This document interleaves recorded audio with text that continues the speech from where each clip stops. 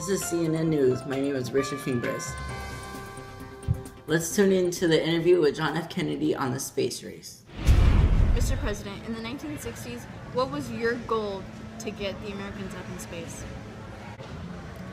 I believe that this nation should commit itself to achieving the goal before the decade is out of landing a man on the moon and returning him safely to Earth.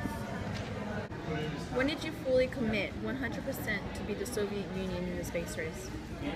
Well, that'd be May 25th, 1961.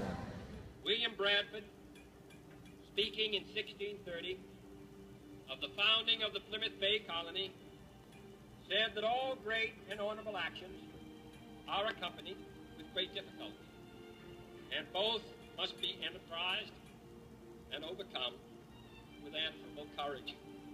If this capsule history of our progress teaches us anything, it is that man in his quest for knowledge and progress is determined and cannot be deterred.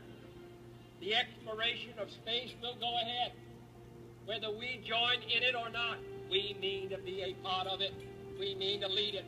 For the eyes of the world now look into space, to the moon, and to the planets beyond.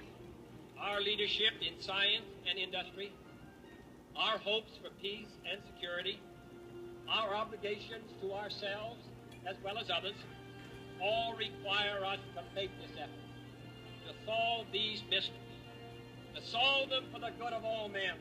There is no strife, no prejudice, no national conflict in outer space as yet. Its hazards are hostile to us all. Its conquest deserves the best of all mankind. We choose to go to the moon. We choose to go to the moon.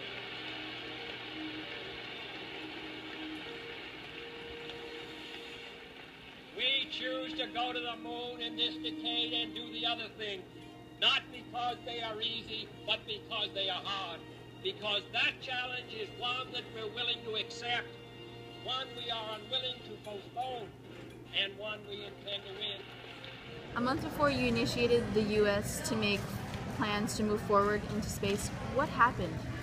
Astronaut Yuri Gagarin became the first man to space with a 108-minute orbital in his Vostok 1 spacecraft. Although we were not the first man into space, we did send Mercury astronaut Alan Shepard, the first American, into space. 8 years later, on July 20th, 1969, the American nation all took sight of the first successful launch and walk on the moon. But unfortunately, JFK was assassinated in the year 1963 and was not able to see it. This is CNN signing off. We'll meet you back here at 6:10 tomorrow night. Good night, ladies and gentlemen. We mean to be a part of it. We mean to lead it.